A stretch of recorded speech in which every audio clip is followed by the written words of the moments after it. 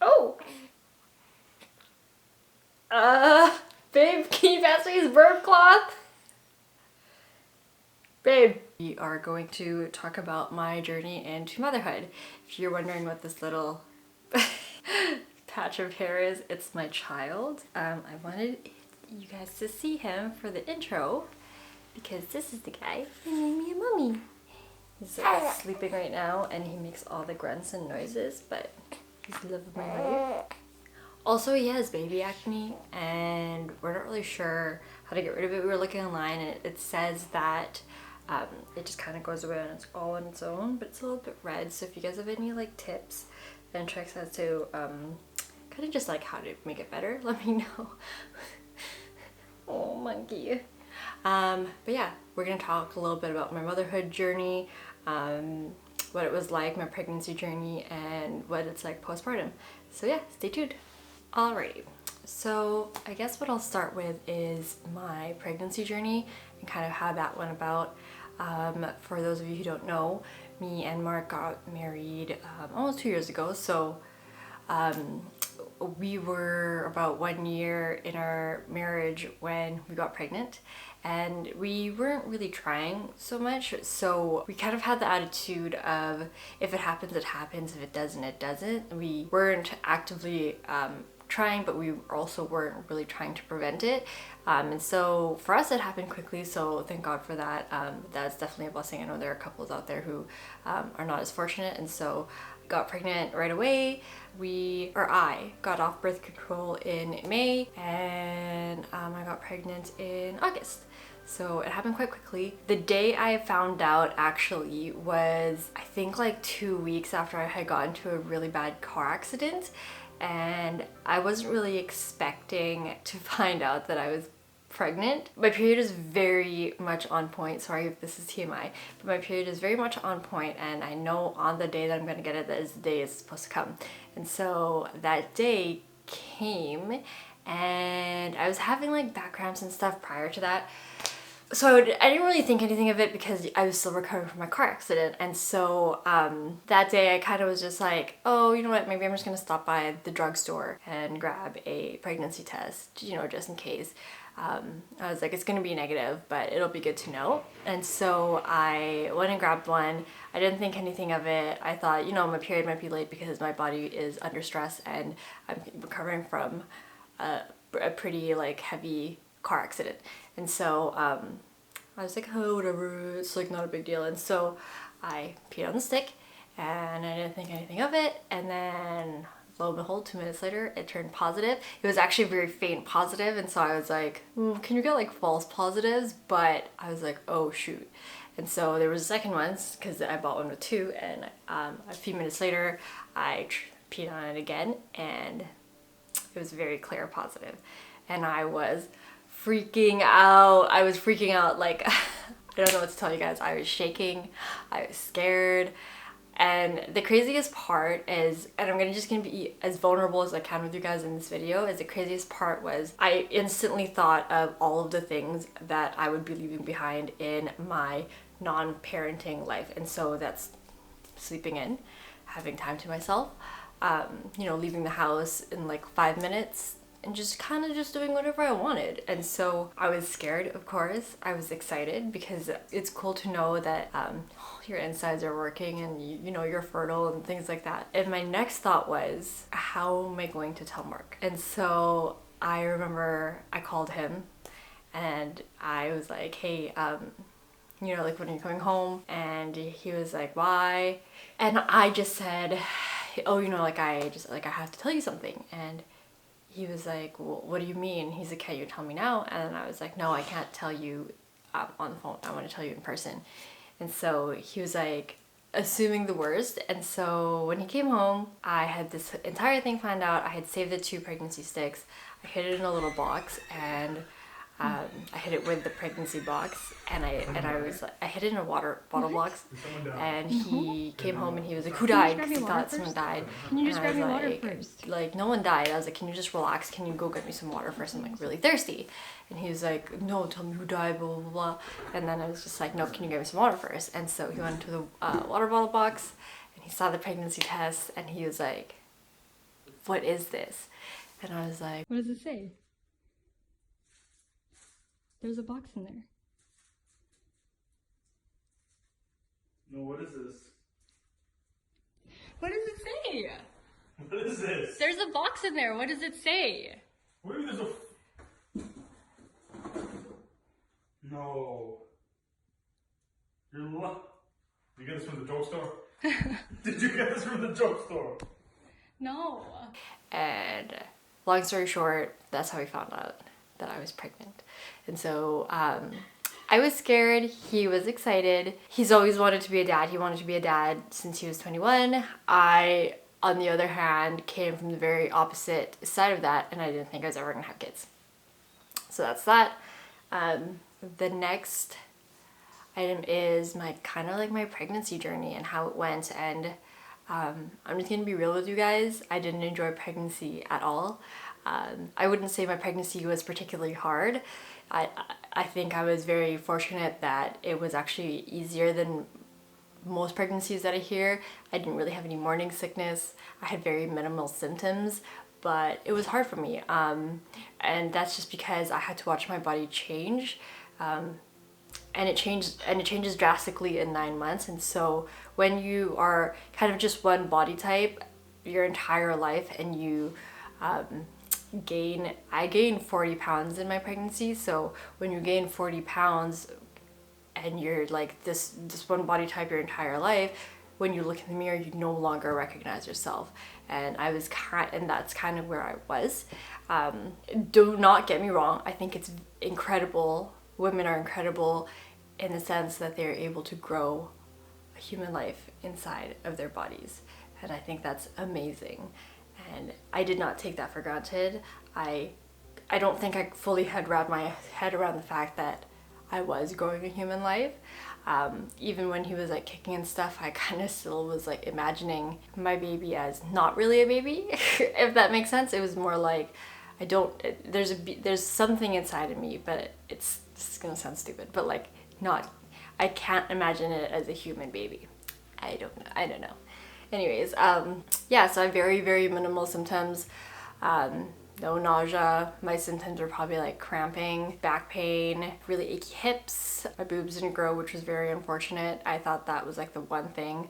I had really, really bad skin when I was pregnant, and I think it's because I was pregnant with a boy. Maybe something to do with the testosterone, but I did not glow. I was sweating. I sweat, okay? So my skin was really bad. Right now it's clearing up, thank God, but that's probably my like least favorite part. And I ate a lot, like a lot. I ate a lot of salty foods, a lot of sour foods, a lot of spicy food. And there's like an old wives' tale that if you crave those things, it's a boy. And so I always knew that I was gonna have a boy, or I wanted a girl, but we ended up getting a boy. And so yeah, my pregnancy was, I wasn't like one with my body and like being like, oh, I'm creating a human life in me. This is amazing. Oh my gosh. Like I was very disconnected from my pregnancy. And that's basically it. Like, I know it's not the happy story you guys want to hear, but that's just who I am. I don't really filter what I say, and that's just what it is. I'm grateful that I was able to grow a human life inside of me. But like I said, I wasn't super like, oh, I just like love my baby so much. Like, I just wasn't like that. I didn't feel the greatest, and so maybe that's why. So yeah. And now we're gonna talk about my birth story. So my birth story was fairly simple. Simple-ish. So 2 weeks prior to me going into labor, I was actually having like some pretty bad back cramps, and I just attributed it to you know, like my ligaments loosening up, always having to pee, my hips like kind of loosening up as well, my joints loosening up just to get ready for the birth of Makai. And I didn't really think anything of it. The morning I started to get contractions because I'd been feeling those symptoms 2 weeks prior. And so I actually, the morning of the 18th, I had woken up with some pretty bad back pain, and it wasn't the first time. I had been waking up at this point pretty much like that every morning. I was just like, whatever. I was like, this hurts. It's uncomfortable, but it's too early. I was 38 weeks at the moment, and so yeah. I had started timing my contractions to see, you know, like, are they sporadic? Are they kind of getting closer together? And it was getting to the point where I was starting to get like kind of uncomfortable, and so I actually moved from the bed to the couch because the couch is a little bit more firm than our bed, so it allowed a little bit more back support. So this was at around, I want to say 6, and Mark had woken up. I didn't want to wake Mark up, so he had woken up and was kind of wondering where I was because I wasn't in bed next to him, and so he went into the living room and he saw that I was lying down and, you know, not looking the greatest, and so he asked me if I was okay, and I said, you know, I think I'm getting some pretty bad Braxton Hicks contractions right now, because I didn't want to freak him out and say, you know, these are some real life contractions, even though they had been happening consistently for the last like 2 hours at this point. And so he decided that he was going to stay with me on the couch. He fell asleep on the couch, and at that point I still was timing my contractions. They were coming at first every 15 minutes for like 30 seconds to a minute, so like nothing great. It's very early signs of labor. And then at around, I want to say 8:30, they were coming every 5 minutes for a minute straight. And so, but they were still like bearable. So they tell you to not come to the hospital, you know, if you can still talk through it or still, you know, walk through it. And so I was still able to do that. And my mama had actually called me and she said, you know, are you having contractions yet? And I said, yeah, I am. I think, you know, I don't know if they're real life contractions or if I'm just like in early labor. And she asked me, and so I told her, you know, they're coming every 5 minutes, varying from 30 seconds to a minute. Still pretty sporadic, nothing like, you know, continuous. They're not getting closer together really yet. And so she actually advised me, she was like, you know, you should inform your OB/GYN that you are experiencing these symptoms. Just think it's better for you to be at the hospital if you are in real labor, because you don't know how fast your labor is going to be. And so I called the clinic and I let them know, and the doctor actually was like, you know, you're in very, very early labor. I actually recommend that you stay home unless the pain is getting really bad. So my plan was to stay home because I didn't want to go into the hospital because we were in the middle of a pandemic. It's Corona season, everybody. And so I tried to, you know, tough it out as long as I possibly could. So an hour later, I took a shower, took a hot shower to see if that, you know, would help me out.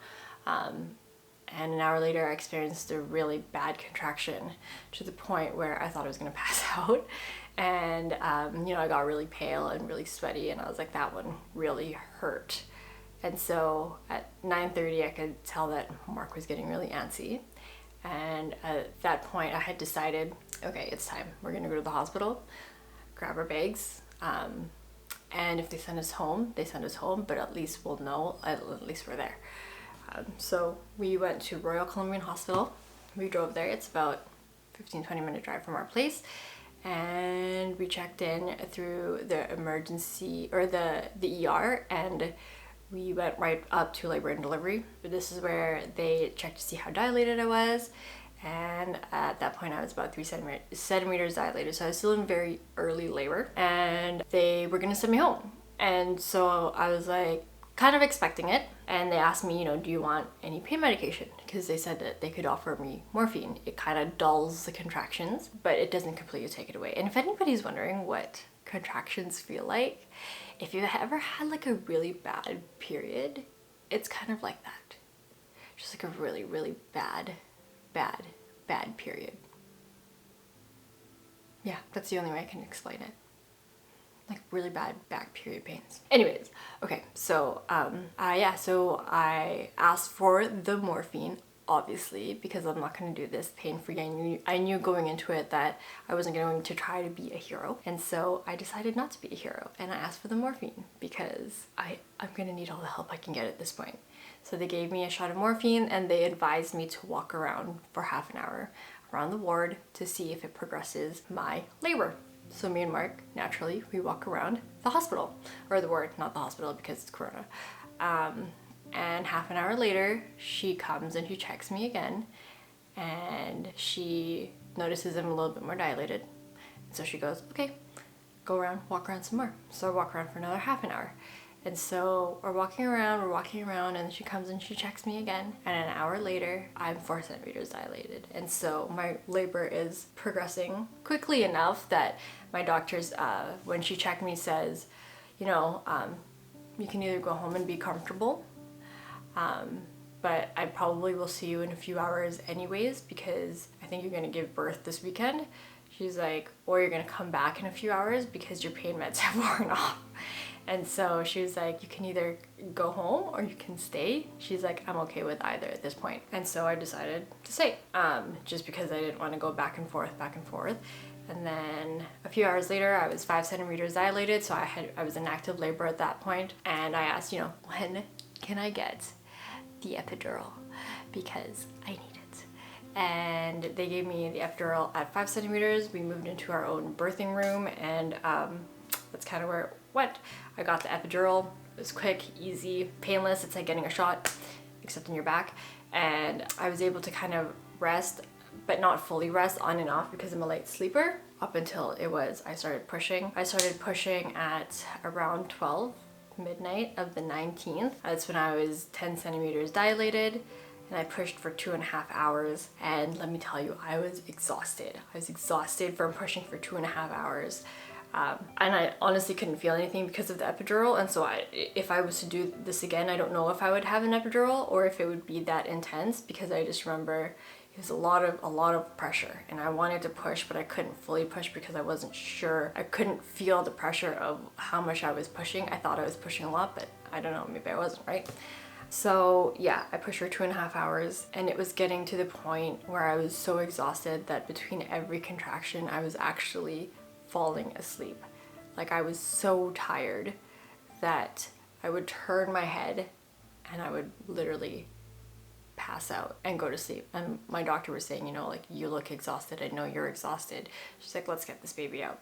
So every time at this point, when you're pushing for 2.5 hours, you know, your baby's going through a lot. You're going through a lot. And so every time I would push, my baby's heart rate would drop significantly. So his heart rate would go from 140 to 80. Every time I would push, and I would have to take these really deep breaths in to, you know, get his heart rate back up. And my doctor was saying, you know, like, let's get this baby out in 15 minutes. If we don't get this baby out in 15 minutes, we're gonna see what the other doctor can do, who happens to be the doctor who does C-sections or cesareans. And I didn't want that to happen. And at that point, I was starting to get really scared for my baby, because I could see that his heart rate was dropping on the monitor, because I wanted to see it. And so at around 2:15, my doctor was like, come on, push as hard as you can. And I was pushing and I was pushing, and I was so tired. And I don't know what it was. I think it was the thought of getting a C-section and anything happening to my baby, that like my last few pushes, I just gave it everything that I had. I had no strength left, but I literally just gave it everything that I had. And he came out. He came out at 8 pounds. Unfortunately, had to get an episiotomy, which is basically when they cut your perineum, to help the baby's head come on out. And I'm still recovering from it. It's about a 6-week recovery, sometimes more, but I'm glad I didn't have to get a C-section. And so yes, I'm still in pain. Did giving birth hurt? I'm gonna say no. In the moment it didn't hurt. But I'm gonna say that everything after giving birth is painful. You are sore, you can't sit, you're bleeding everywhere, you're bleeding on your sheets. I literally had to wear adult diapers because that's how much you're bleeding. You bleed for 6 weeks. People, it's crazy, okay? Now I'm gonna talk about postpartum, because that's where we're at. And so the first few weeks were really, really hard. I'm not gonna lie to you. I never had recovered and gained my energy back from being in labor for that long and from pushing for that long. And so I was exhausted. Mark was also exhausted. And obviously when you have a newborn baby, for anybody who has a newborn baby, you know that you don't sleep. So I was tired, I was exhausted. And everyone was telling me that when I saw my baby, that it would just be like this beautiful, amazing, like love at first sight moment. And I didn't feel that. I was scared and I was guilty because I didn't feel that. And then so I was like, when they placed my baby on my chest, I was like, I'm I'm sorry, what? Like, you're telling me that this is my human? I'm not understanding. And so, yeah, it's kind of hectic because when you're at the hospital, you're, you know, trying to get your baby to latch on, and you're trying to feed, and you're also trying to heal, and you're doing all of the things, and it's really hectic, and it's really distressing, to be honest with you. So we spent 2 nights at the hospital. Nobody was allowed to come visit us because of the corona. It's really unfortunate, but it allowed us to spend time with our baby and just kind of take care of him. 2 days after that, we got discharged and we went home, and that was us trying to figure out how to take care of our newborn. And like I said, it was really, really hard. And I'm just gonna be really real with you guys and let you know that for the first 2 weeks, I didn't have a connection with my baby at all. I didn't feel like I wanted to be around him. I was exhausted. I was really tired. Whenever Mark would give him to me, I didn't even want him. I looked at this baby and I just thought, it's just a baby, it's not my baby. And it's really sad to say because I didn't really feel a connection with him. And I was like, this is how it's going to be. I remember waking up in the middle of the night thinking, is this what life is going to be like now? Because this is really hard and I don't want this. And I feel really guilty for saying that because obviously it's different now, but it was really hard to feel really nothing for a life that you had brought into this world. Yeah. That's probably one of the hardest things I'm ever gonna have to say because everyone talks about how you're just supposed to love your baby outright, and that's not true in some cases like mine. Obviously it's different now. I love my baby very much. He is the light of my life. It took me 2 weeks to get to know him, to find myself again and kind of figure him out. And yeah, he does all the cute things and I can't imagine my life without him. And you know, sometimes I do need a break, but when he's not with me, I miss him all the time. Me and Mark's dynamic have definitely changed, where when it was just the two of us, you know, we could spend as much quality time as we wanted with each other, and that's not the case anymore because we have a newborn. And so we're just trying to navigate these waters with our newborn child. And as much as I mourn the losses of my previous life where I didn't have a child, I don't think I could go back knowing that I have this child and this kind of love in my life. I can't explain it to you guys. To see your child, to hold your child, to even smell your child, it's just out of this world. I can't explain it. So yeah, I think a lot of people talk about all the good things about having a baby, but a lot of people don't talk about how hard it is and how hard it can be. How you feel like sometimes you're just trapped. How sometimes you feel like you can't imagine your life without them. So yeah, I don't know. That's kind of like the quick and dirty of my birth story, my journey into motherhood. I didn't really go into too much detail because I'm a pretty private person and I'm sure I'm forgetting things. It's like midnight right now and I'm so sleep deprived. But that's really all I have for you guys. Like, comment, subscribe, share if you found this video helpful, or you know, even if you like felt some type of way listening to me talk about it. But I'm gonna take my makeup off and I'm gonna go cuddle with my husband and my child. And that's our life now. Thanks for watching, guys. Peace.